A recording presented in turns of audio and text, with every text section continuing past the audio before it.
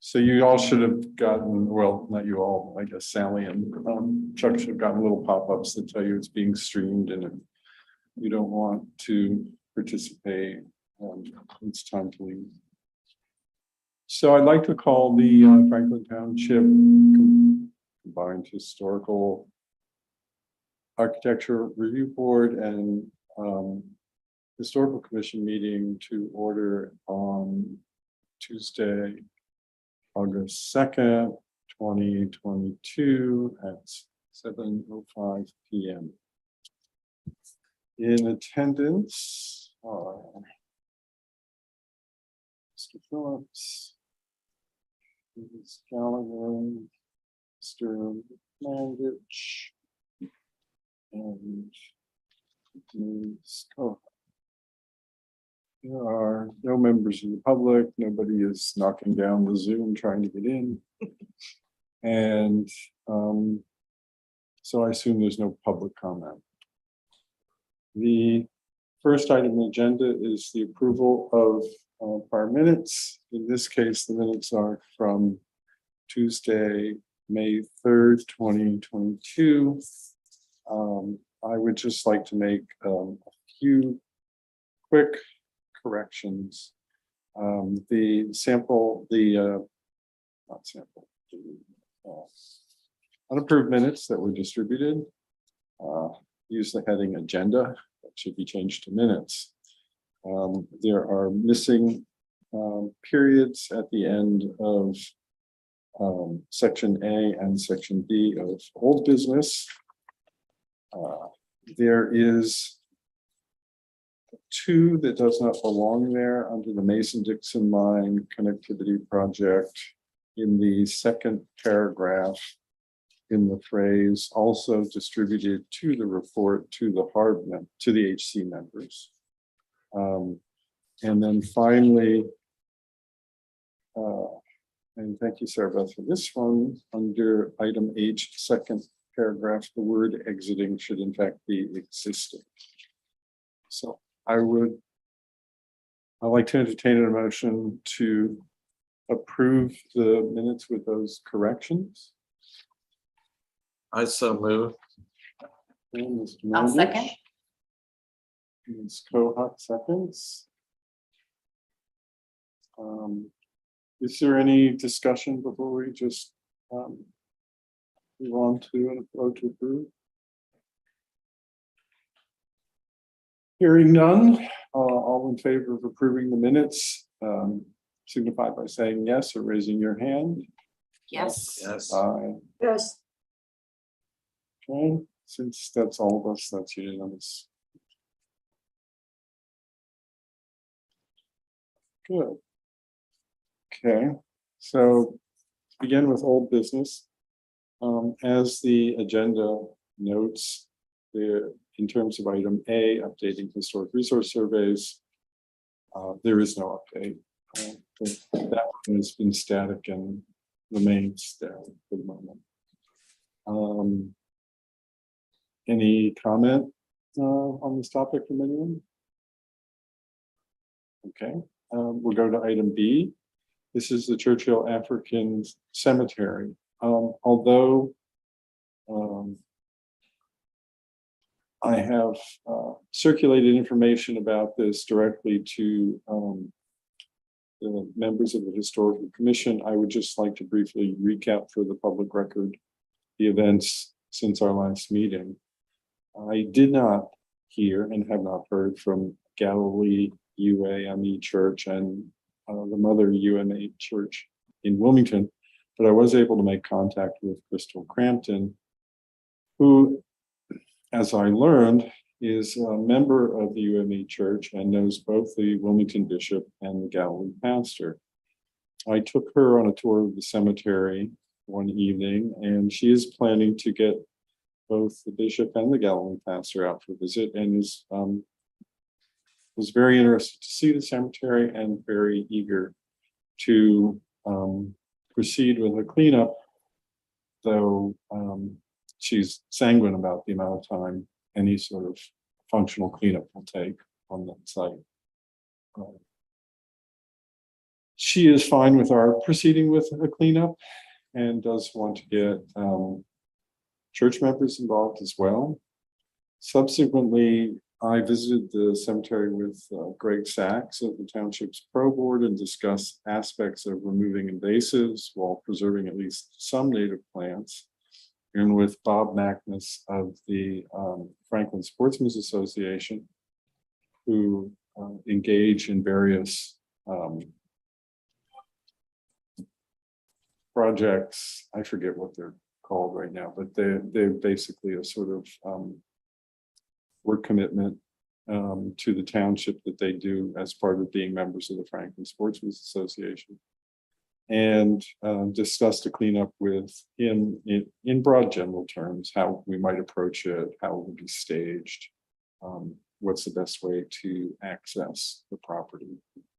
I think we're pretty much on agreement, and the real crux of the matter is that right now, no real cleanup is likely to start before early next year. We need to get the leaves down. That'll be about the time that the Sportsmen's Association will be busy with deer hunting. So at least in terms of their involvement anyway, no significant cleanup would probably wait till after late January. I hope to attempt some poison ivy control prior to that. There's a fair amount of poison ivy on the site, and it would be desirable to get that under control the best we can, especially if we're in there moving around. Poison ivy vines, even dead, are going to be a hazard to anybody who's allergic to poison.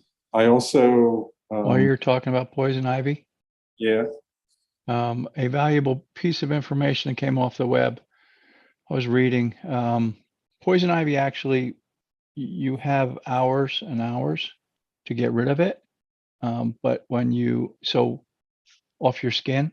right. So if you come in contact with it, use Dove soap and wash it 3 times, scrubbing Oh, that's interesting. tremendously. However, you have hours to do that. So I used to think, you had a very short period of time, but no, it was off the web. I don't know. I haven't tried it. I didn't go out and play with poison ivy and then wash, but I find it very valuable to know that. Yeah, I have Technu, which is supposed to help with stripping the oils off your skin. I have that also, and he compared that to just Just Dove. just because it no, Dove's not right. Dawn. Dawn. Dawn makes sense. Yeah. the blue. Dawn. It's Yeah. the one that they use on birds and stuff that get in oil. Yeah, it's very good with oils. Yes. So I'm sorry, not Dove, Dawn. So it was a wash, but it was really, he said, think of it as like mechanics grease. If you got mechanics grease on you, how much would you have to wash to get that off? And that's how much you wash. He said, 3 times thoroughly, really scrubbing what area you got it on, and then you won't get it. So sorry. No, that's fine. The other important point, I believe, is that you stay away from hot water when doing this, because that opens your pores and is not helpful. Yeah, it'll shorten the amount of time it takes to take. Yep. So that's interesting, because I'm sure Dawn is a lot cheaper than Technic, and comes in larger. And you can use it on your dishes and on your greasy hands. It's wonderful stuff. And you get grease spots out of your gloves. Yes. Yeah. Now that we've finished the commercial for Dawn.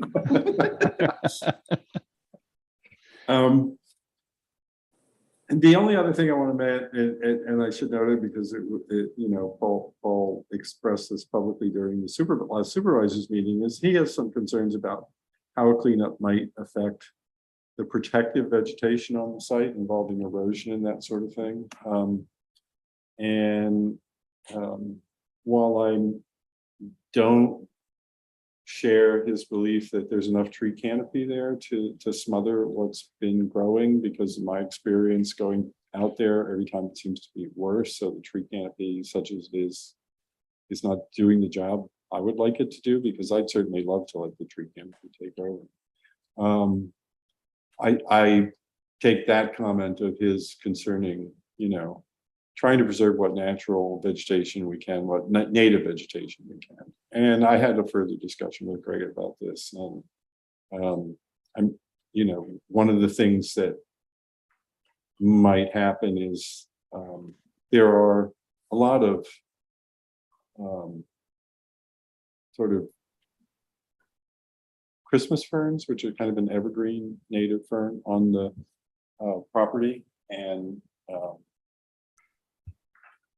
planting more of those might be a good vegetative cover because it's natural, it's low, and it would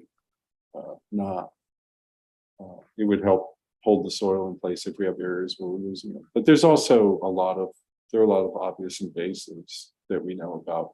Most of them shrubby, but in the summer, there's a fair amount of Japanese stilt grass. I don't know if you know what that is, but it's a invasive pest, and it's around here. I've seen a lot of it in the Poconos, and that at least we can hopefully go in and just weed whack it down shortly before it goes to seed, shortly before it flowers, and clean it. But that's all I really have on that right now. And I suspect that in terms of the poison ivy, it's going to be like one or two of us going out there and just sort of finding it and spraying it and hoping for the best. There are a couple heavy vines, poison ivy vines on a few of the trees, and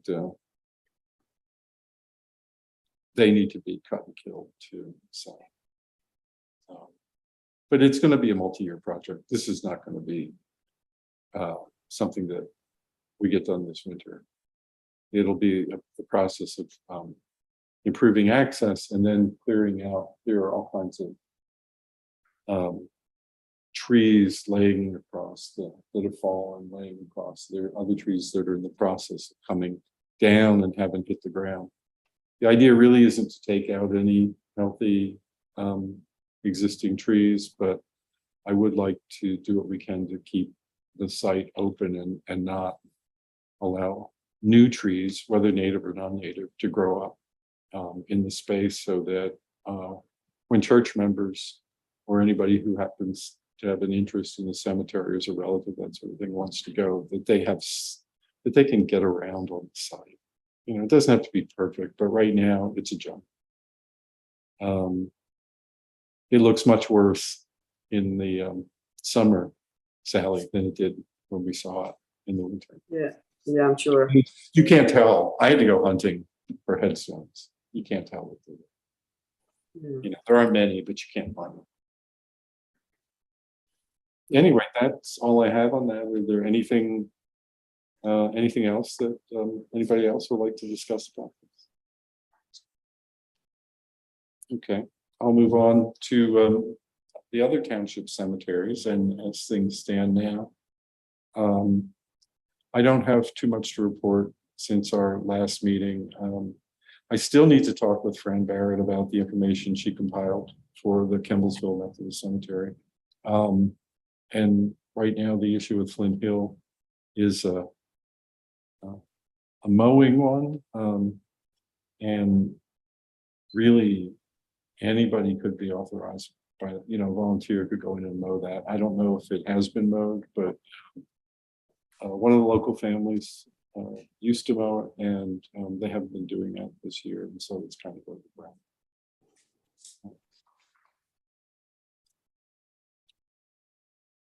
Anything else anybody wants to? I'll move on then. Okay. The Mason-Dixon Art Corner Connectivity Project. So last time I mentioned that they were working on a revised scope of work. That revised scope of work reached the draft stage, and the draft scope of work was circulated among the participating townships for comment. The comments, I believe, were integrated into that, and It has now been submitted to Chester County for review and approval. It's funded by a Chester County grant. I don't know if it's a planning commission specific grant or if it's a county government grant, but it is being reviewed. And when that review is done, assuming that the revised scope is approved, it's expected that the project will begin in September or October. And it's slated to be an 18-month project, so that'll be ongoing quite a while. And that's really, this is concerned primarily with trails and trail access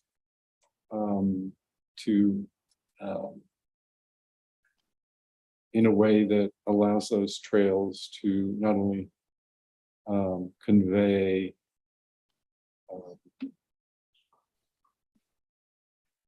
a scenic landscape, but a historic landscape as well. This morning I was at, or was attending the London Britain Historical Commission meeting, and Karen Marshall was there, indicated that the county is adding a Mason-Dixon Line Art Corner Heritage Region to, if I recall correctly, their cultural area in areas interpretives. Their cultural interpretive regions or areas. I was trying to pin down exactly what that was from memory and doing some online searching, and I happen to note that the state has its own map of heritage regions, and part of me hopes that if we establish a county heritage region of this nature, that maybe the state will start thinking about having a Mason-Dixon heritage region, which literally could extend across the entire southern border of the state. I still need to talk to Marianne Gruber in Elk Township about their White Clay Creek Preserve historic resources. This is the side related issue that has to do with the National Park Service and DCNR's planning project.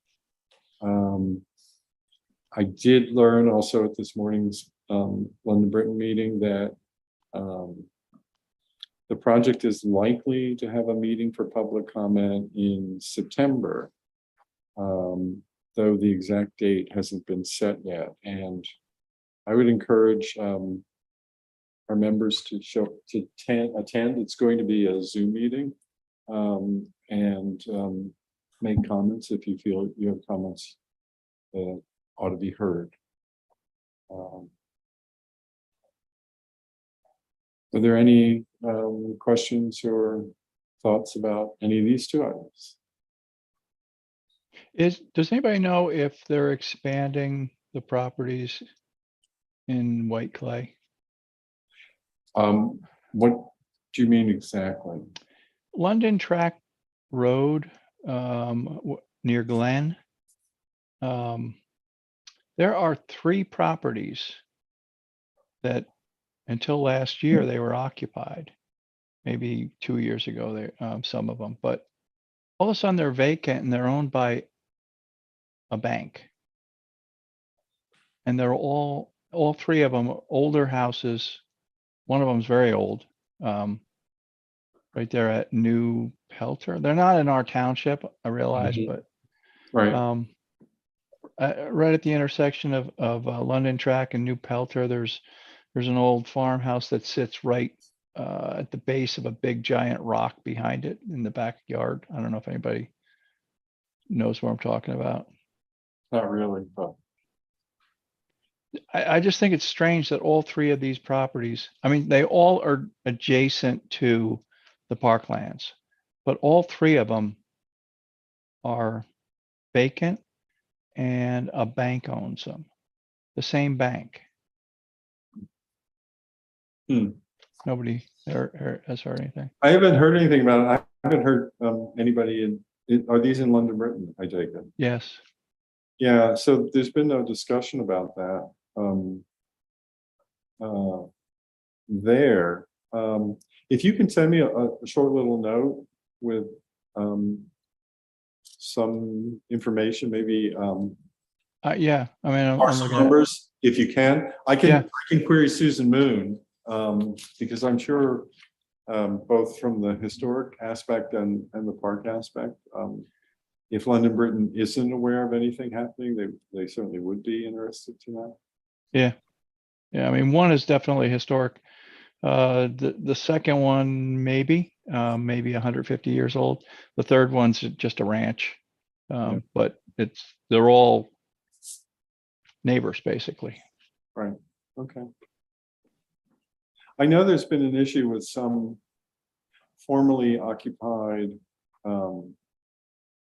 houses in the park that the park is now not renting out for various reasons. But what you're describing sounds like a separate issue. No, that could be that could be the situation.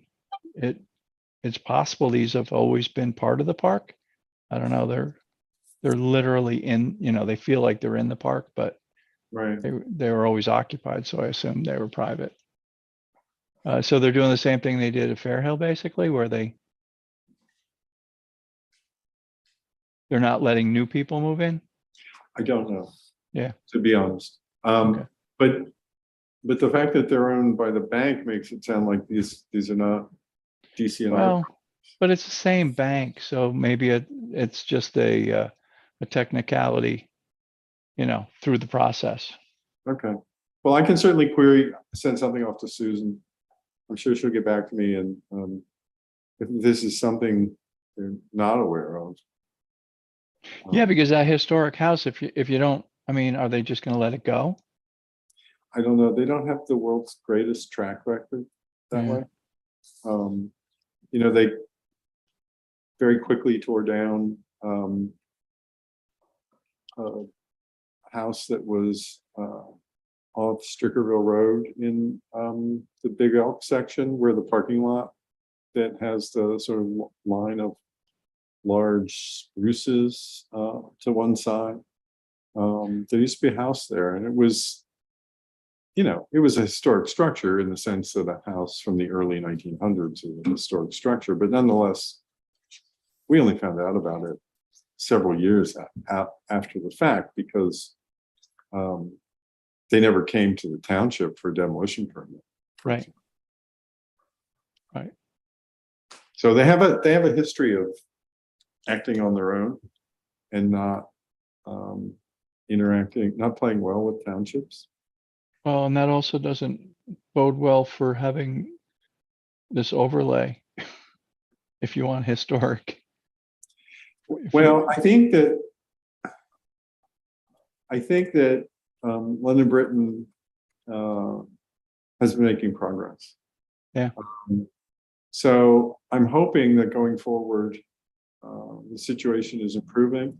Really, what we have here, we have pre-existing ruins that were created essentially by Willie DuPont when he bought the farms and created, his Fair Hill, which was larger than the current Maryland only Fair Hill.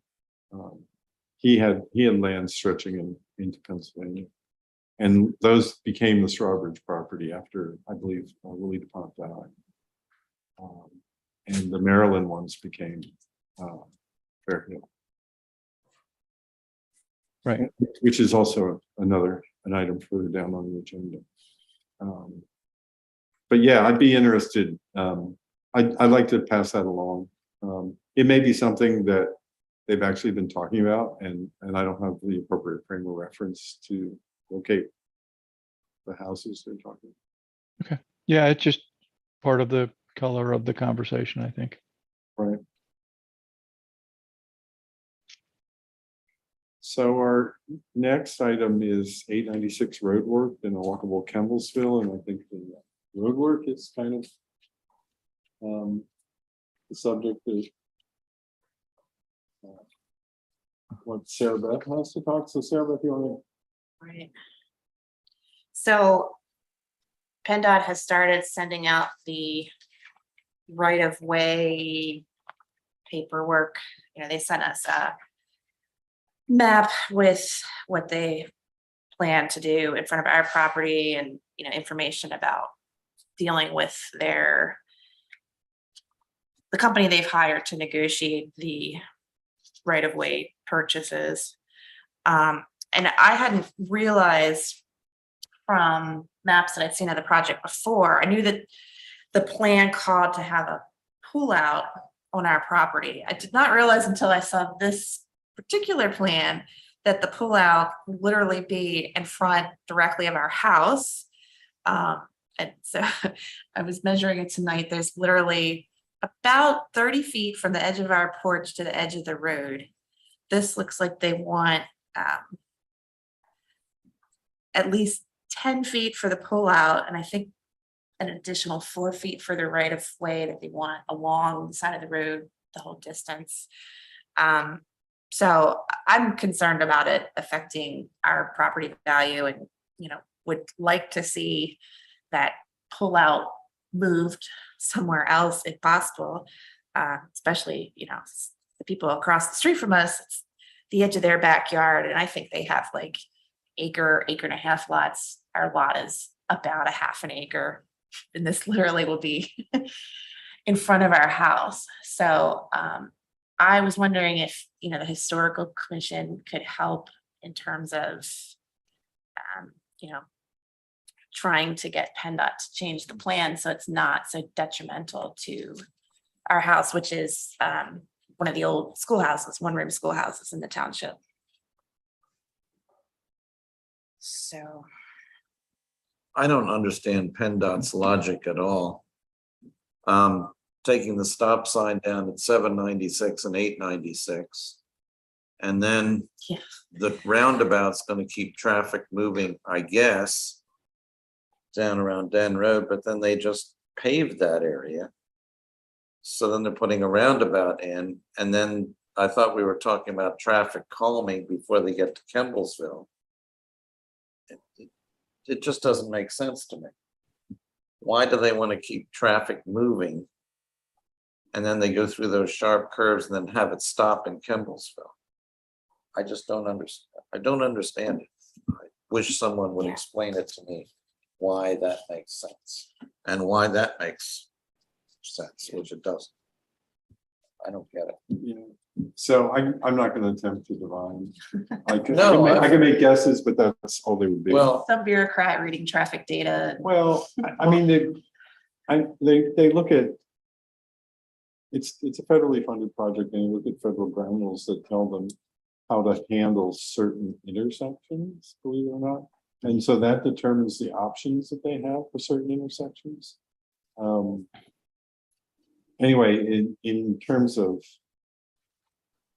Kemblesville and the historic district, by taking the island, which they will do, and rearranging the roads, they can avoid any taking from any of the properties, which avoids a section 106 issue. Unfortunately, though, the Old Franklin Schoolhouse is a recognized historic resource in the township. It did not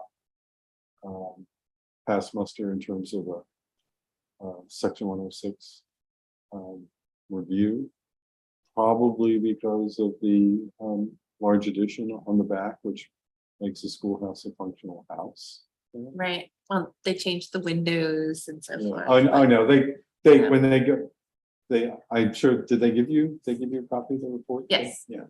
Yeah, they find fault with everything. Some of the things that where the PHMC actually pushed back were farms that no longer had the farm acreage as part of the parcel, and so that was seen as a demerit. But we got successful pushback. I argued a bunch of stuff and had no success. I was surprised, and unfortunately, the places where they did decide that they rated them as class 1, which is to say National Register eligible.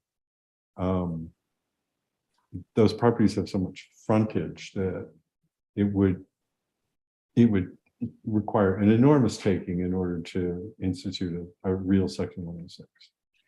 I think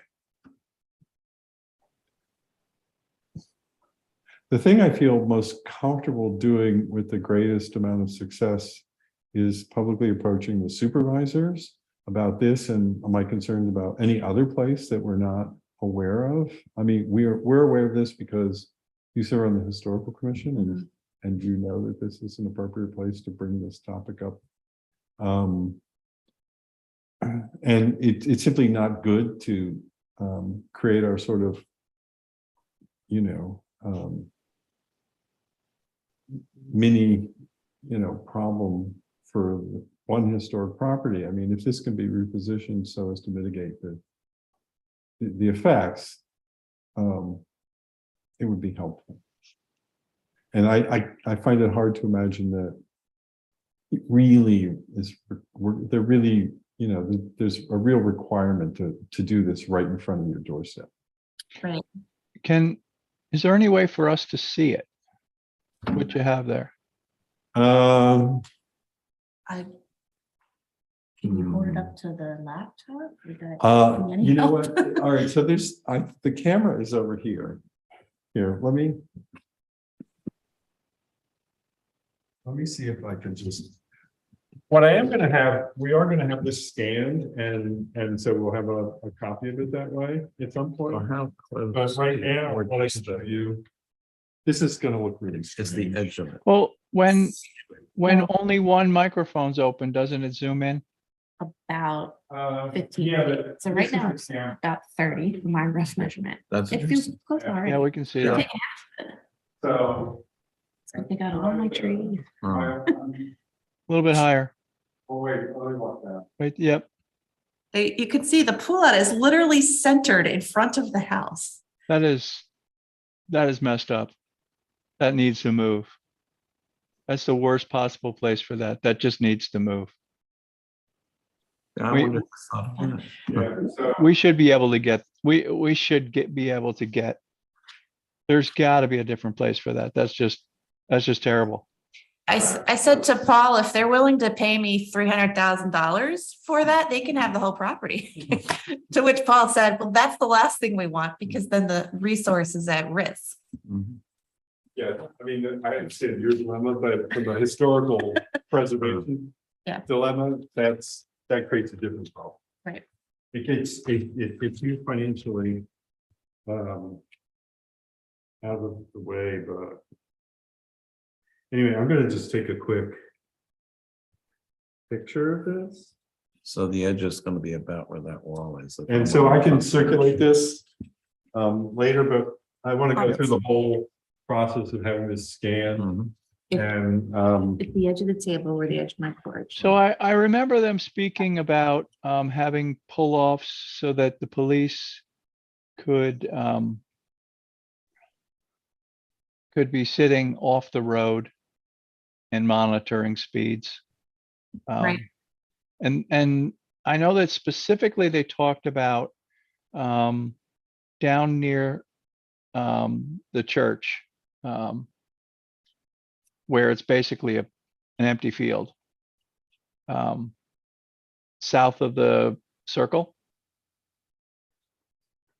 which makes perfect sense. But right, that, right, I remember that one too. yeah, this one makes no sense at all. So I'm thinking after the feedback, a lot of people said that they wanted speeds controlled. I'm guessing that then they threw in 3 or 4 more. We don't know because we only have an isolated map, but I was one of those people who said, since you paved the road, people are flying through there. Can you do something? And they said, that's the state police. And so did they take your name when you said that?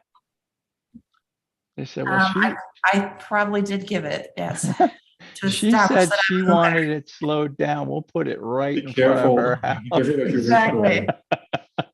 No, that needs to move. That's just wrong. It just needs to, we need to bring that to their attention. And Yeah, so, but basically, in my experience with PennDOT, the way you accomplish this is you get your political Mhm. Representatives to do something. So, starting with the supervisors. Yeah. And so I've already alerted Jeff to this. And I want to get this scanned and, but for the meantime, I just sent everybody an email with the picture. So if you, Cool. it's a primitive way of dealing with it, but gives you, you should be getting it, Chuck. If It's just I have so many windows. I get lost sometimes. you're telling me I'm looking like a roadie, eh? Yeah. No, I meant because you were playing with music, you were playing with microphones. That was the, Oh, yeah. it wasn't computers, it was the microphones, Those and mics. you were getting feedback and, you know, Yeah. stuff like that. Anyway, so that is what, and so it would be important for you to show up then, Mhm. okay? Because this is just, yeah, it's a irresponsible placement of a pullout. Where's the pullout? Wait a second. Wait. That's why I wanted to see this. Yeah, This is not a pullout. Wait, I think the is that a brown, regrading? the brown. it's just a color. regrading. It's just a regrading? Required slope easement. See, that goes to three lines, which are, it's about grading. It's not about the road being closer. That's why I wanted to look at it. But are they they're essentially doing a taking in order to be able to have control over the. All right, you know what, Sarah Beth? Mhm. What, you have a point of contact? It's with the people that are negotiating the right of way. So I don't know if they have, I don't know how much they can talk about. Okay, well, you know what, we can do, I can get Jeff to clarify with Bruce Massey. Yeah, this is not just me reading this. It does not appear to be this is paved in any way. What they want to do is they want, that, and I don't even know that that's included in your right of way per se. They might be just saying that they're going to take down some trees and cut the bank. Because effectively the road, you're actually going to be in a better situation. The road will be lower relative to your home. And because of that, they're going to cut the bank down also so that there's not a big wall of dirt there. Is that, you know what I'm saying? They're gonna. Yeah, I understand what you're saying. shade They're cutting the slope here on the road. Yep. And so then as a result of sinking the road, they're seeking to regrade the shoulder slope so that it's more gradual. Yeah. We don't see the other side, and I'll bet anything that right on the other side, your neighbor across the street, although, it's the back of the house, so I don't know if you know them, they probably are receiving something with even more brown because I think it's even steeper on the other side, isn't it? It is, and there's a lot of trees along there. Yeah, and it's also on the inside of the curve, which is really even more important to knock down, to knock the bank down. So end result will be that the road will actually be lower as it goes past your house, which will actually make it feel a little more, it'll help, it won't hurt. The road noise and whatnot will be reduced. Speeds will probably be increased. Speeds are, yeah, well, it's a safety improvement project. So everybody, it's going to enable everybody to go faster. Yeah. Yeah, I know. Yes, make the road safer and then figure out how to slow it down again. What do so does that mean then that once they take the grade out of the road, does this brown part then go back to grassland? Yeah, I don't believe that. So let's see, what does the red say? Legal right of way. It's clearly labeled on the other side. I can't see it on the near side. Losing all my trees. Um, where does, is it off the page? Where is the where would the right of way be? Is it going to be moved? Is the red showing that the That may right be of way the is moving back? expanded right of way. Yeah, So it says slope easement, an easement for the support and protection of the highway, including the right to construct, inspect, maintain, repair, reconstruct, and alter drainage facilities and the contour of the land. The easement shall not prevent the property owner from making any legal use of the area, which is not detrimental to the necessary support and protection of the highway right of way and the safety of the traveling public. so it looks like if I read this correctly, there are a number of trees they plan to remove. A spruce, a holly. Mhm. But I think that's, My bush, my cherry tree. yeah, Yeah, 2 trees. there's a cherry at the other end. 1, 2, 3, 4 trees. There we go. Legal right Bush of way. on our drive, required. but we're losing all of our screening. They're not, that's not included in your right of way though. The brown is not, they're not extending the right of way into the brown. See, if you follow the lines, it says legal right of way line points to the highest red mark. The line on the high side of the red. On the low side of the red, it says required right of way line. So that's what they're asking for this project. So they're gonna, so that red is indicating how much more they want in right of way. And then if you go the next one down, the brown is just required slope easement. So that doesn't fall within the right of way. So they're not, the right of way is being extended. It looks like, I don't know what scale we're talking about, but maybe 5 feet. But not into the brown. Well, right now from the edge of the porch to the end of the current roadbed, which I am not entirely sure is the current legal right of way, it's 30 feet. About 30 feet. So this is Yeah, we can least probably, half of that. well, this is a future. I don't know if they're showing where the existing road, I don't believe that they're planning on widening the road though. It's this 4-foot shoulder. Yeah, I they are understand. planning on making sure that there's a standard shoulder along the entire length, insofar as that is possible. So Is it's not- is there currently a shoulder? It's, well, when they paved the road recently, I swear they widened it.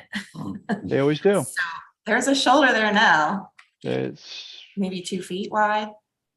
Yeah, so they're basically doubling the shoulder, probably. But so this means then that it's not gonna be a pull off, but it's gonna be leveled, basically. No, they're gonna regrade it. Yeah. So To- no, they're not necessarily gonna, I don't think what they're gonna do is drop that area down. I think what they're gonna do is they're gonna take what would otherwise be a sort of cliff-like slope and make it a gradual slope. Is that how you read it, Chuck? yes. I'm just looking at a picture of the front of your house. I'm just creeping around. So I see the holly is directly underneath of a telephone pole, correct? Yes, it is. It's in the telephone pole. Yes. So the holly, and then the other is a fern of some sort, maybe? It's what it said. It's like it's an evergreen. Yeah, what'd they call it? They called it a, Spruce? I think Yeah. 12-inch spruce. is that what it's specified as? I don't One see is, the, well, one is, one says holly. I don't see a note for what the other is. Do you?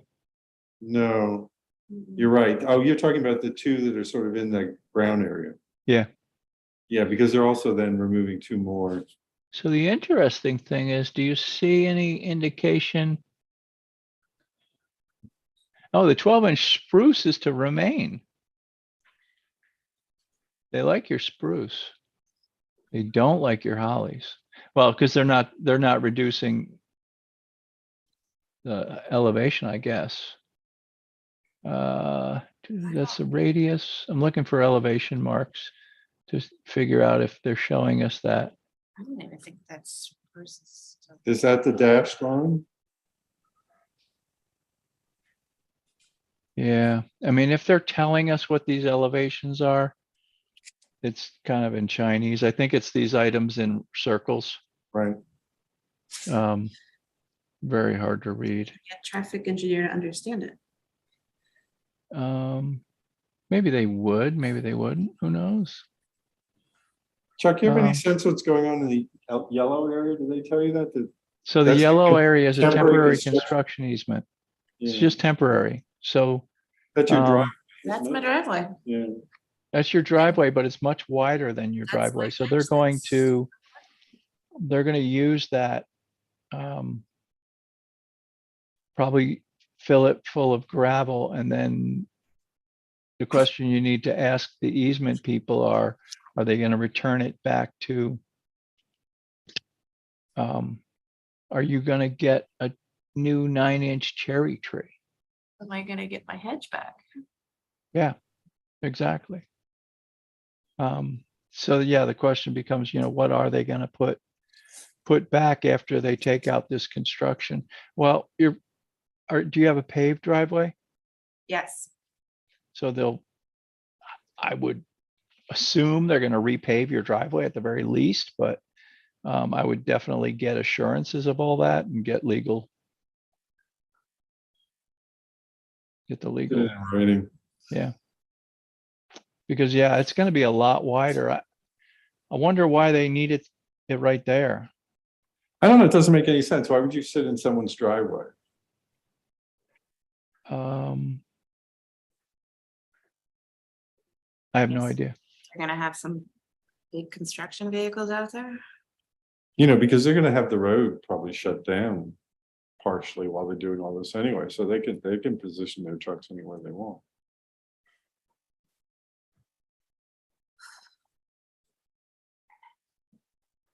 I don't know. We could guess on that all forever. Yeah, that's procedure and all that stuff. So it sounds like I need to talk with these people and find out exactly what this all means and. Yeah, the interesting thing is that actually, other than them reducing the slope and all that, it's not going to be closer because notice they're not taking out the telephone pole Or the spruce. or the spruce. They have to take out. So they're probably going to replace the poles, but they're pretty much going to put them right where they were.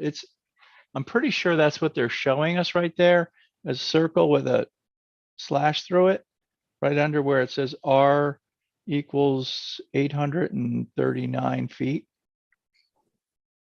You see that? Right. I think that's your telephone pole.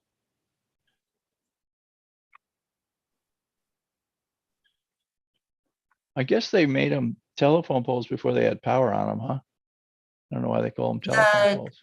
There's lines on both sides of the road here. Yeah, that's probably correct, actually. Historically out here. I think that's actually the power. the Yeah, yeah. electrical Now they're more cuts power in, and cover that as well yeah. from across the street. They're on both sides? Yes. The phone is on one side and electric's on the other. Huh. That is strange. You definitely have power on your side. Yes, because they had 'Cause to I- run phone across the street. Yeah, I can see a transformer on the next pole down. You're also, you need them to put up your fence again. Yes. am I gonna do with my dog in the meantime? What kind of pets do you have? We have a black lab and we have cats, but they're inside. No, what kind of Oh, pets? fence. I thought you said pets. It's a The privet? it's Wire, no climb fence. post and Post and rail. slat, and then we have wire up against it as well. Okay, but you don't, I thought you said you had a hedge, you don't. I misunderstood. Yeah, Right. she has a hedge Hedge too. is here, Oh, with the okay, yellow. right. What kind of hedges? My husband would know, but it's like 5 feet wide and probably Yeah, so 10 to you need 15 feet yeah. long. Right. Yeah, so your big issues aren't really the taking so much as restoration, Okay. I think.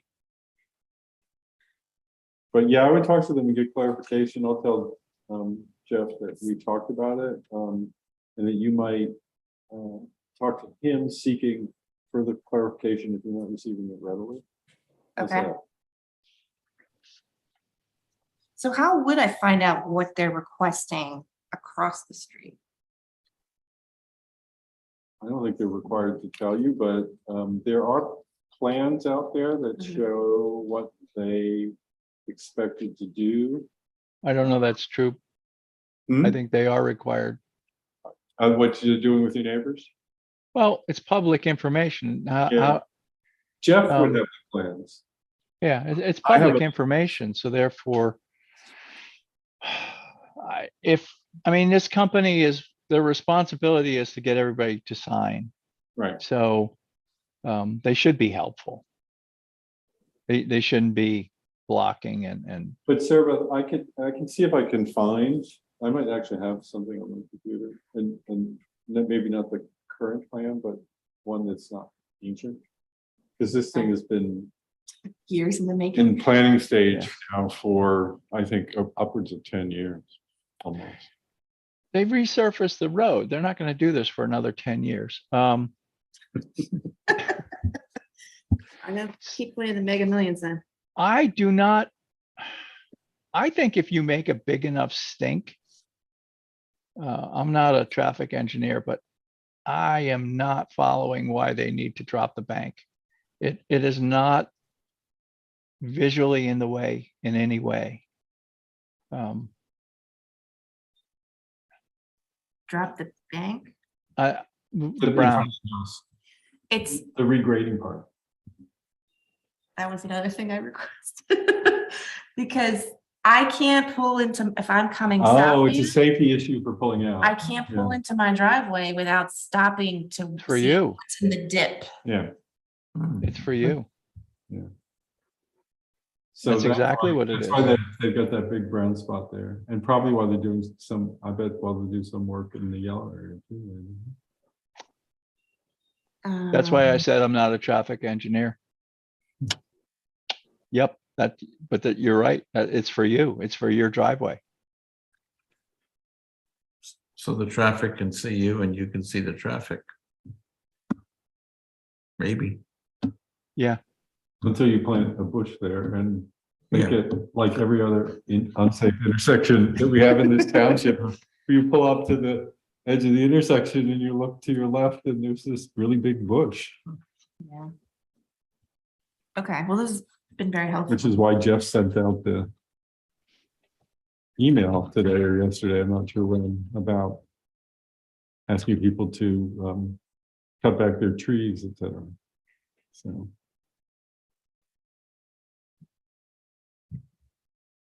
Okay, so So I'll do I can show some- you this other, I can look and see what I've got on the computer afterwards. We can take some time to do that, rather than, but So we'll do some more research and see if we need to bring it up. if you see what you can get out of the people you're supposed to be talking to, and if they're not helpful, then let's go talk to Jeff. And in the meantime, I'll give Jeff a sense of what we talked about tonight. Okay. Okay? I think you just want reassurances that that's what's going on, and it sounds like it sounds like they're not really, destroying the front of your property. They're just trying to make it safe for you. That would be nice. Yeah. Yeah. Well, thank They're you gonna- for interpreting. But they're gonna drop the top, they're gonna drop that crown down. I don't know how much, but my guess would be probably 3-4 feet. So that the road noise will be reduced at the very least for you.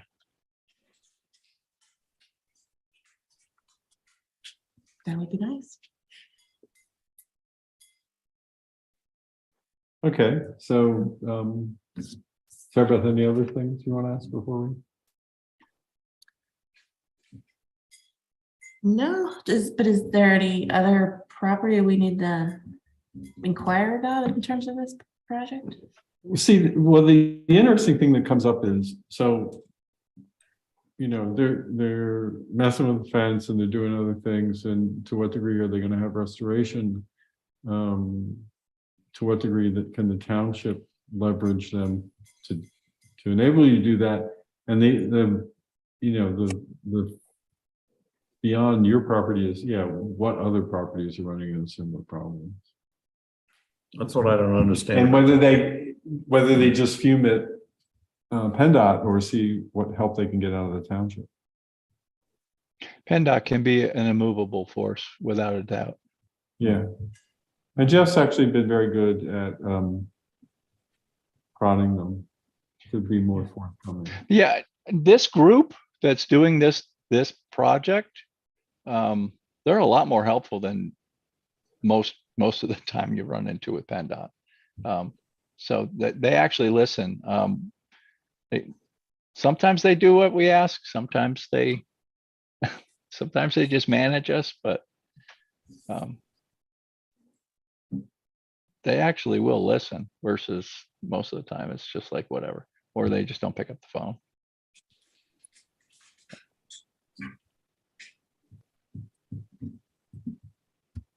All right. Okay, so I'm gonna then move on to item 4, which is the raising awareness of Kemble's Hill and Franklin history. I actually do have basically the completed text for a Mason-Dixon brochure. When we spoke, Sarah Beth, you expressed some interest in maybe working on Yes. some of this. So I'm wondering do you have any experience laying out simple brochures? It's been a while, but I'm willing to learn. So this is just like a bifold. So it's really, if you get 4 pages and the type's not too small, it just populates the brochure. It's not like a trifold, which I find, I want to bang my head. I can share with you what I've got, and maybe I can share with you some possible illustrations, and you can see what works, and we can talk about it. Sure. Right now, what I've got is the whole Mason-Dixon line and the arc, and I think we've got to pull the arc out for space. We can always come up with an arc and wedge brochure later on. I kind of see this as twofold. I see it as good to have a historical brochure, and it would dovetail rather nicely with the connectivity project going forward. And then once we get that done and a couple other ones, then we'll talk about trying to get them into local winery cideries, that sort of thing. I have a commitment from 1723, but I haven't really approached anybody else. But Hoffman's my doctor, and I'll be seeing him soon, so I can always make use of that. It can be a dual purpose visit, rather than dropping the question, say, in the planning commission meeting, which strikes me as none of them are particularly appropriate, but when I'm doing it on my own dime, it's more appropriate.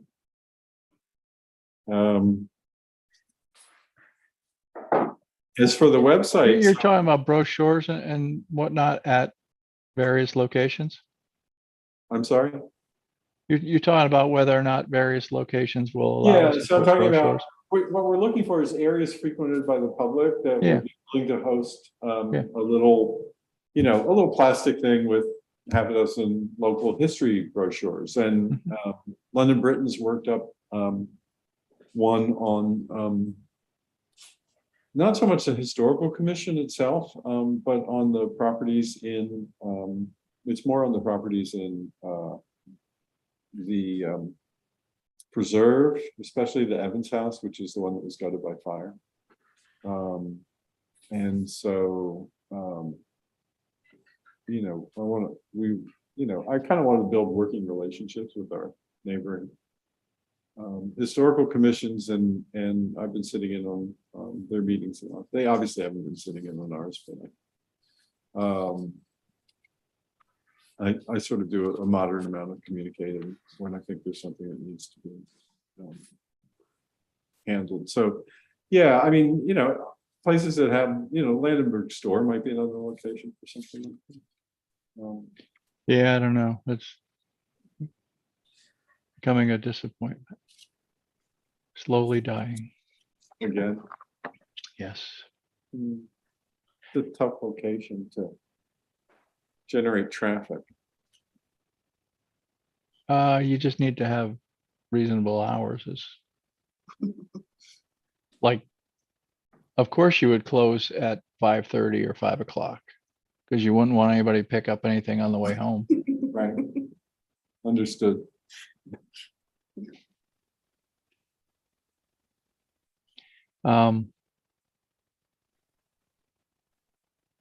Yeah, I'm sure I would be shocked if they don't let us put some, it's to their benefit.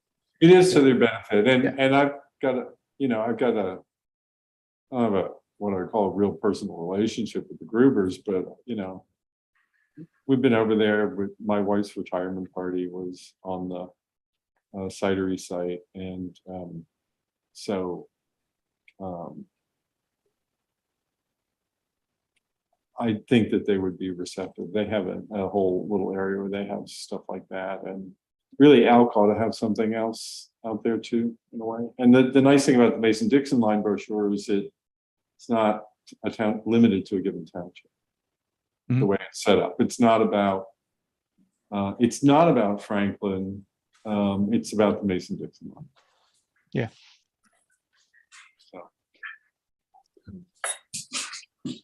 So I'll talk to you about that. Sure.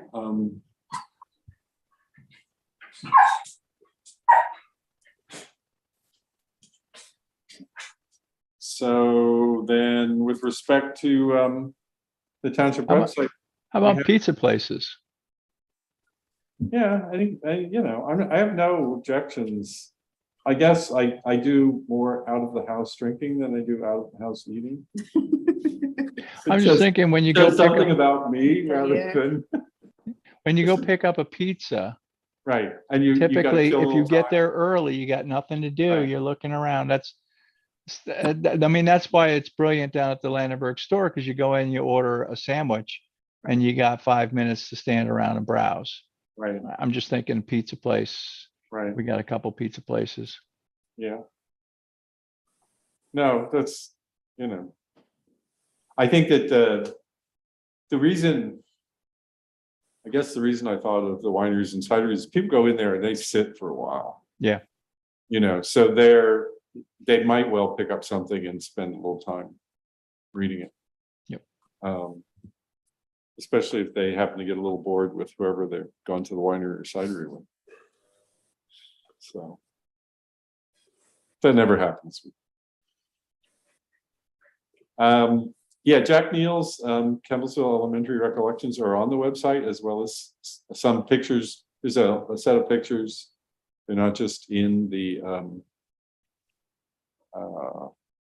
there are some in the recollections as illustrations, but there were other pictures that we didn't use, and we put all of them into a set of pictures as well, and sort of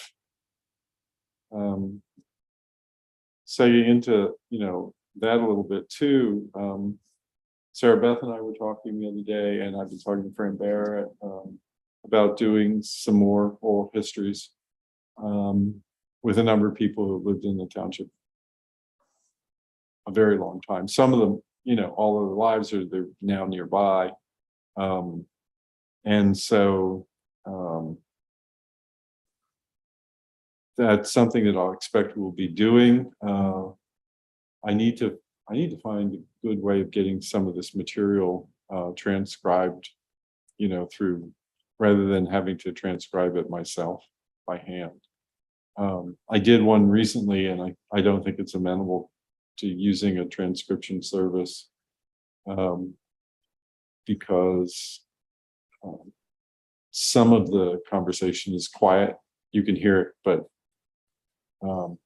I don't know how reliable a transcription service will be in picking that up. I know that, I was discussing this actually with Jeff and Dave Gerstenhaber, and there are some relatively inexpensive or free internet options. But I looked at one, and you could load up 30 minutes. You could load for free and have it transcribed. And of course, the file I wanted to upload was an hour. So I can go in, I can cut it up. And what if you simply used like Google Word, Google's Speech page, to text. where you can talk, you can record what you want to write. so you're suggesting that I basically play it back to my cell phone? You'll still need somebody to edit it though, because those That are pretty doesn't bother me. That's not a Sometimes they're problem. very But if rough.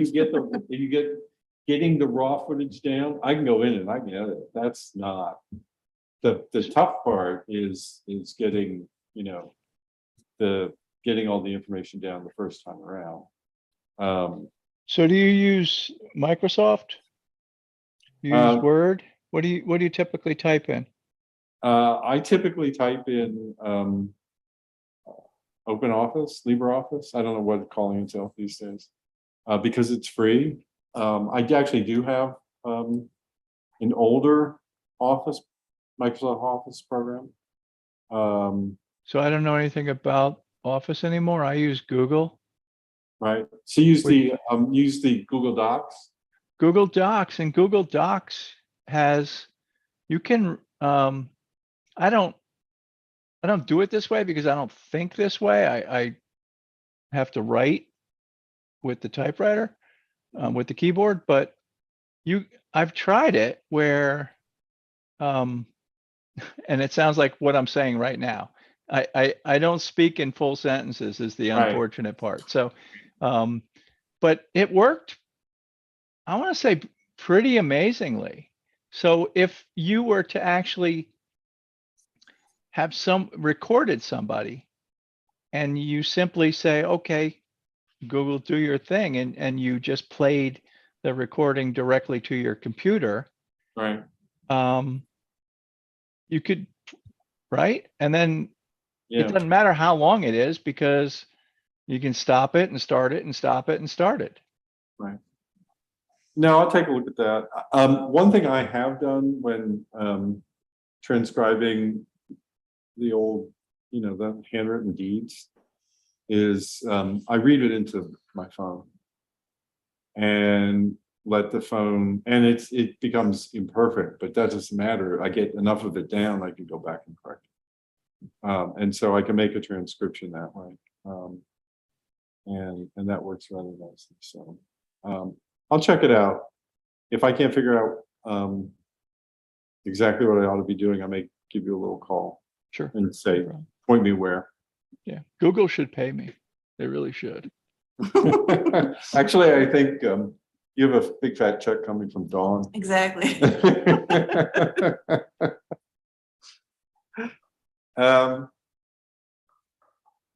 So yeah, so we'll be doing that, and there are actually services like Otter has a service that I think if you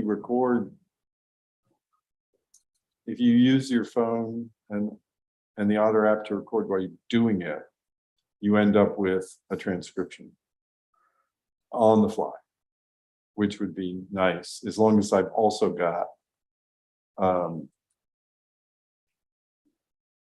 an audio file to compare the transcription to. They're using this in all sorts of software. I get my phone, if someone leaves a message on my phone, Mhm. it actually types it up for me so that I get an email that, and even with road noise and all that stuff, it's pretty accurate. So Okay. I'd give them a shot.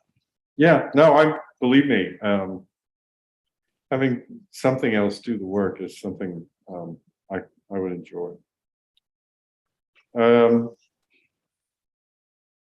So talks and trainings are next.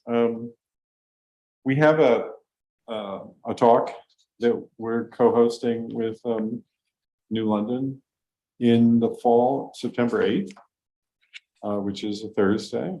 And the talk will be by Bruce Mauday. And the subject will be Stealing Wyeth, which is the title of the book he did. And it's basically about a bunch of, I think you might describe them as less than thoroughly professional criminals who decided that they could make themselves some big bucks by trying to break into Andy Wyeth's house and make off with something, if I believe that's. Did you attend he did this at Oxford during, I didn't get a chance to go. I read the book. you read the book? Yeah. Does that strike you as a rough group summary? Yeah, they weren't the smartest criminals. It's one of the few art heists where they've actually gotten the stuff back. So. Right. Did you say where that's gonna be? So that'll be at the New London Academy, which is the New London Township office. And we did at the end of the, after the last meeting in May, we had talk that Renee Labarge did on bridges, and we made use of the large TV screen they have, not unlike what we have here for the first time, and it made for really great images rather than relying on a projector. So going forward, when we have something like that, we'll be able to do that. But Bruce just stands up and talks. I mean, he did the Johnston gang up there. It was a very good talk, and he just, stands in the center, talks there for a while, paces to one side a little bit, talks some more, and he's a very good speaker. So if you can make it, I would suggest you come out. And Oxford, I don't have any information on the current Oxford talks. They have ongoing talks once a month, I think. And so that anybody ever reviews our minutes or looks at our video via YouTube as a random thing, I would strongly recommend it, that people check out Oxford, because they put their talks up online very often. Yeah, they've got a Facebook page. Yeah. Mhm. Do you know if the Historic Preservation Network is planning something for the fall? Don't they usually do something in October? We missed You the mean a summer. meeting? We missed the summer. Like a meeting. program, a training kind of It's either going to be, it would either be in the fall or like January? early winter, like sometimes like it's been in January. It really depends upon when they get this sort of thing scheduled. They have every year they have a sort of recognition dinner. In June. Because that's more of a handing out awards stuff. I tend not to go there because the content is not, in terms of coming away with something you can make use of. It's not as useful practically. But Sort of depends where it is, though. When we went to Sugartown, that was useful, just because of where it was. yes. Yeah. Yeah, but it's not always that way. But yeah, it was. No, it was interesting to walk around. There was a lot of stuff going on there, a lot of stuff you could see, and that was fascinating. But it's not always in that No. sort of location. So the other things are fairly even quicker. The revisions to the historic district ordinance, they haven't been taken up by the PC yet, which is the plan. And so the PC has been doing other things, which you may be aware of, Chuck. We're And- just too busy. Yeah. And so I guess the big ordinance, they're trying to get this the sort of alternative power ordinance, That's which is going really, on. yeah, I know. But they're trying to get that out and to the supervisors. And if I'm thinking if we get to the following month, I just asked Jeff to throw us onto the table because it's going to be fast, you know. Yes, but just for, I don't see solar going anywhere this month. I think it's gonna be back. Yeah, that may be, but you know, really, the planning commission could spend a half hour on the revisions to the historic district ordinance and discuss them thoroughly and be done with it because they're so minor. I don't think you're gonna get any pushback on that. I think. Yeah. Yeah, I'm just gonna have to give Jeff a nudge in terms of scheduling it, you know. You can talk directly to, Yeah, I can talk to Dave, but Dave. I would, yeah, I would prefer to go through Jeff. Yeah, I would start with Jeff and, Because I think it's a very straightforward thing. And it was going originally direct to the supervisors, but they decided that for legal reasons, it was smarter to run it through the planning commission. okay. Yeah, well, this was in the middle of the 3327 Appleton lawsuit, where they decided, well, we won't skip any step of the process, even though it's really perfunctory changes. I mean, we're talking about saying building or structure instead of just building in some locations, because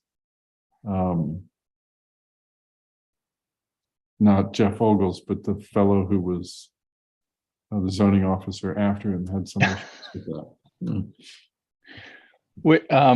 So our zoning officer, 4 officers ago.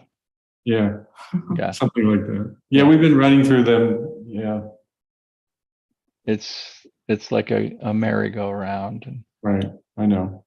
it's amazing. Does anybody know what's happening with 3327 Appleton?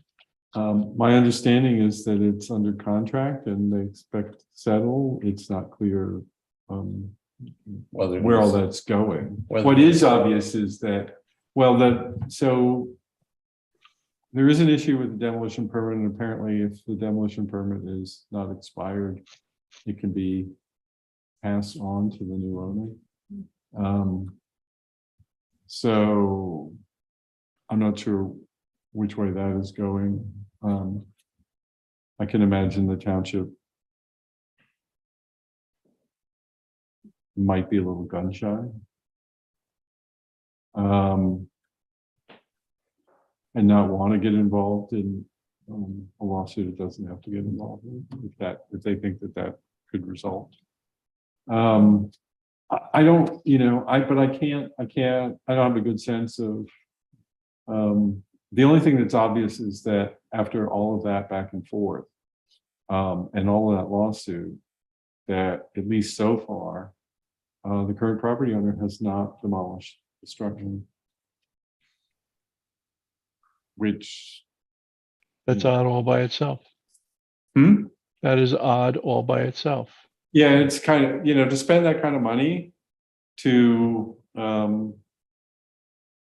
because I have to figure they spent more money than the township spent. The township spent plenty of money.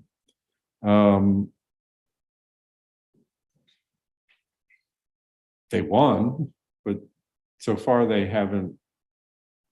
You know, Very strange. That is very strange.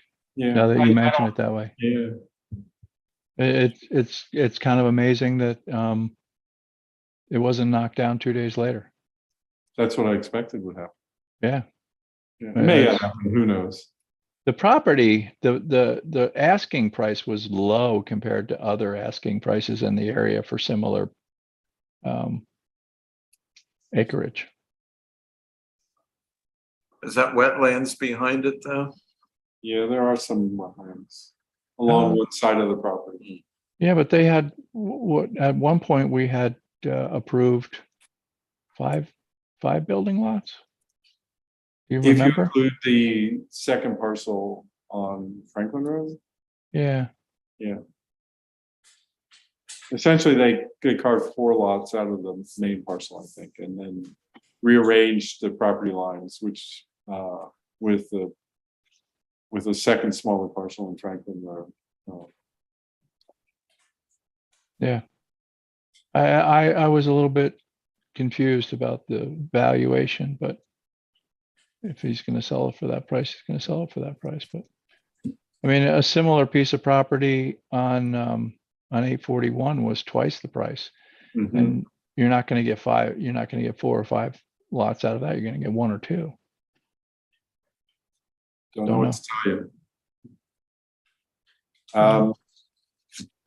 The annual report, which we approved last time, was submitted to the township office. But it has not yet been placed on the supervisor's agenda and formally accepted by. As far as I know, it may have been accepted in one of the workshop meetings. But I'm not usually at the workshop. As for new business, so just to quickly recap, we talked last time a little bit about Emily Kilby. She is the woman who, since moving all but next to Fair Hill, has spent enormous amount of time doing research on the former farms and the families that lived there and that were consolidated to make Fair Hill. Her interest began with just happening upon ruins in the natural resource area. Is that what it's called? Yeah. And so she has done a huge amount of research, and Nan and I met with her because some of her insights into researching this are useful if we're going to proceed with research on the Big Elk section, which of White Clay Creek Preserve, which actually began life as Willie DuPont's lands. And there's all this information on this at Hagley, as we mentioned last time. So we met with her at Nan's house, and then after that, I did a follow-up meeting with her to get some sort of sense of kind of what she had and what further things we could learn. And one of the things that happened is I gave her an old backup drive that I didn't need, and I came away with basically all her research, most of which is not pertinent to the township, but it needed to be backed up somewhere outside of her house. So there's 38 gigabytes of images and data that she's compiled. Some of it extends into Franklin Township. So the families, some of the families here lived in Maryland and vice versa. They moved back and forth. I have yet to begun exploring that. It's not happening quickly, but I then back what she given me up to my Google Drive account, which I now have to unlink that folder from my computer so I can free up some space in my computer, because 38 gigs is a lot of space.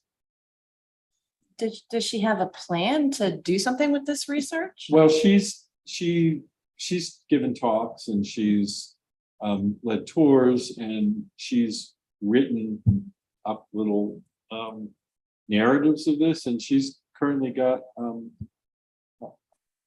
somebody who's partnering with her on this and doing additional research. So she's got somebody to take it over when she's no longer doing it. It's really the stuff that she's got, and I just gone through some of it. I mean, she has all these deeds, everything. It's more amenable to creating a compact research website than it is to making a story, but you could always go and talk. Interesting, okay. Yeah, Yeah, she's given a couple. because thoughts called Forgotten she's a good Fairy writer, Tale. and she's written That's a great couple one. books of her own. So I don't know if, if there's a story in there that she'd be looking for a collaborator, but at some point we can. And go and talk with her and see. But she's got, it's just really, really extensive. And in many cases, her research has shown that what people have said about, certain properties is wrong. Because she's taken the time to go back and find the original deeds and do all of that. And then use mainly publicly accessible newspaper sources to just search on the name she has, so that she's found out aspects of, people's lives from what showed up in newspapers. Because, there was a time when newspapers were a good source of news, local news, and almost in some way sort of like gossip or like catching up on what somebody is doing. And so I actually started using the site she was talking about, when I can't remember what the site is right now. I'll tell you, it's a Library of Congress. And you can, it's, half of this stuff, which is coming out of the New York Post, is like, and I'm just searching on Kemblesville, not a name. It will tell you that Miss So-and-so is visiting her cousin in Smyrna. And then you'll see that, and then you'll see that Miss So-and-so was one of the people attending a dance in Smyrna.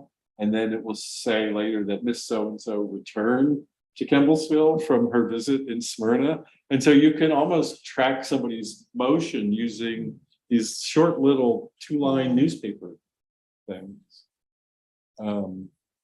So it's sort of interesting, but there's a free, there's a Library of Congress has a free newspaper site where you can do research. And let's see, maybe I don't know.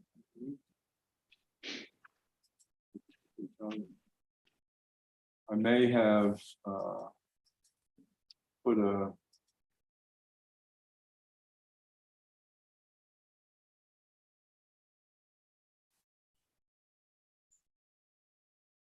not here. I've just been discovering that if you live in the state of Pennsylvania, you can get a library card for the Free Library of Philadelphia, and online you can get access to all their databases as well, which all kinds of things. I tried that, and then they kept kicking me off. Yeah, they saw me coming. No, I was actually trying to borrow books, electronic. You can Oh, yeah? borrow the books, and it was not working. So I had a very unhappy experience, but it was just another one of the, like everything that I was doing here last time. It was also an unhappy experience. Anyway, I don't see it. I'm looking at my various browsers, because I have.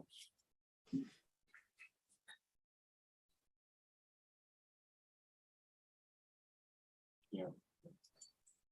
I don't know, Chuck, speaking of things that Google will do for you that I found useful, is that if you've got an electronic image of a newspaper clipping or whatever, you could be a scan of a printed matter. You can drop it into Google Docs and it'll recognize that there's text, and it'll give you the text as text, so that it will essentially do all the conversion for you, and then you just have to manage some formatting. Right. But you don't go through photos, you have to go through Docs and import it into a Google Doc, which is really great if,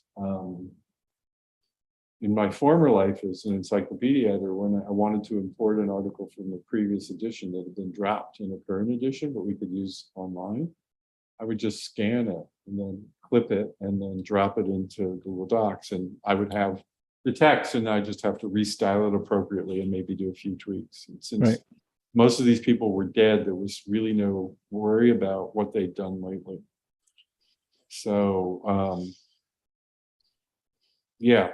Anyway, so we have all her stuff, and so if somebody wants to do research with some of that stuff at some point, I can share it. I could probably would share it by literally giving you a hard drive to hook up to your computer, because it's so it's 38 gigs. It's just too much to mess with.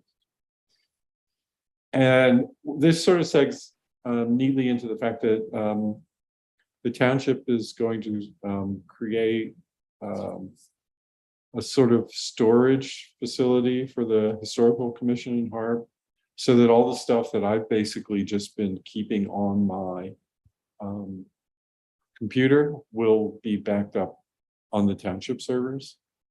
And that's going to include all of Emily's stuff too. And so I've easily got a decent chunk of change, and this stuff needs to be someplace where somebody other than me can find it. At some point, if somebody needs to be doing research involving that stuff, we can talk to Jeff about creating an account that will allow you to access it directly. But again, I'd be happy just to transfer it to a hard drive and give you the hard drive, because I used to do, when I was working, I had to do weekly backups, and I did it on a rotating schedule. So I had 6 external hard drives that I backed up to, so that I would never, because I would do certain things with global search and replace, and if you make a small mistake, you can have rather catastrophic effects on the text of a book. And so it was easier to recover it from the previous backup than it was to try and undo some of my mistakes, unless I knew exactly the mistake I made. So that what isn't the storage? Well, is the storage going to be cloud based? Yeah. So it's going to be part of the, but it's going to be the township's cloud. So it's not going to be directly accessible to the public per se. Got it. You essentially need a township email account to get access to it, and then they have to set up a situation where you have a link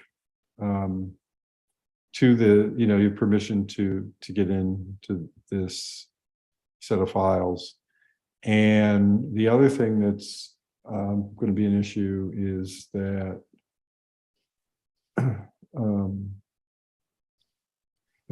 it doesn't sound like it'll cost the township anything unless I need somebody to do some hand holding with me, and then they'll have to pay for that. So the incentive is to make sure I know what I'm doing and not cost the township any money, which I'm fine with.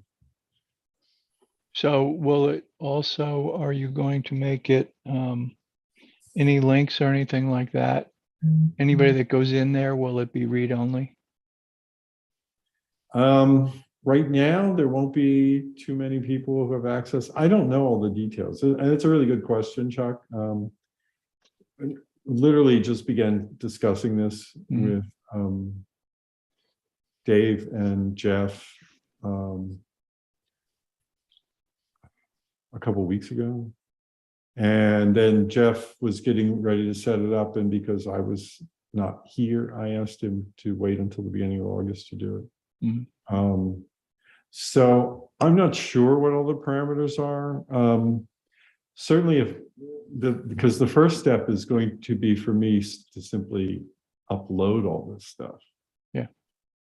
And then I have to be able to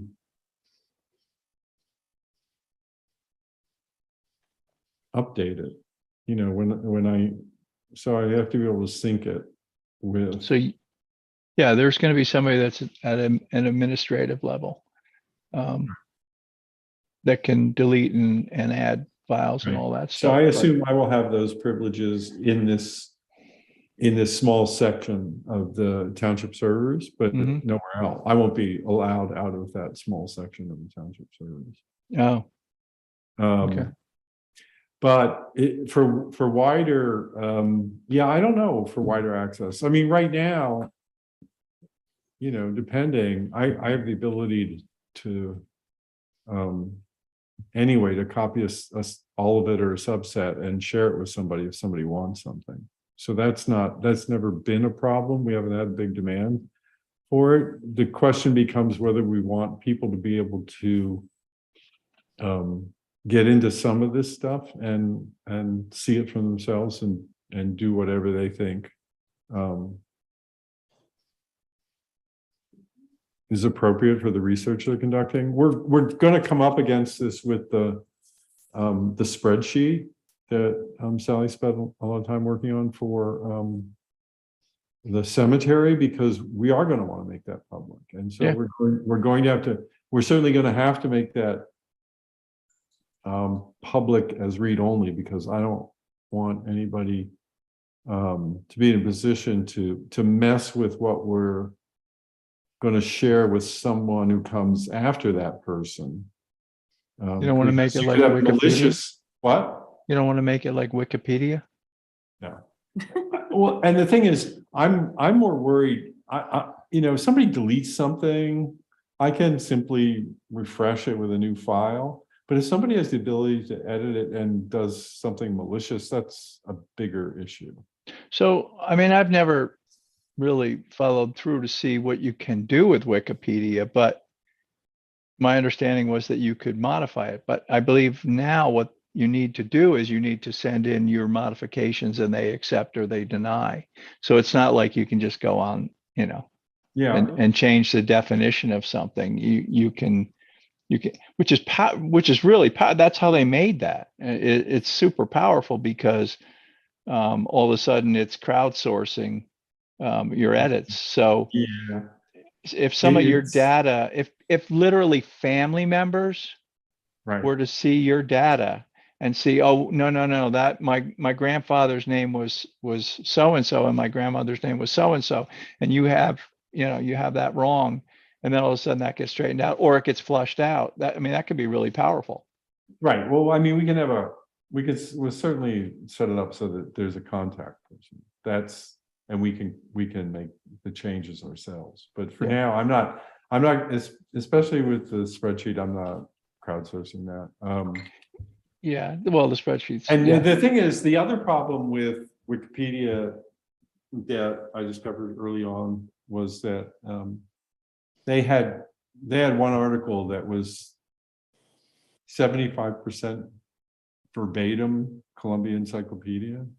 I mean, so when you're crowdsourcing, you're relying on the crowd to have an understanding of copyright law, and they don't.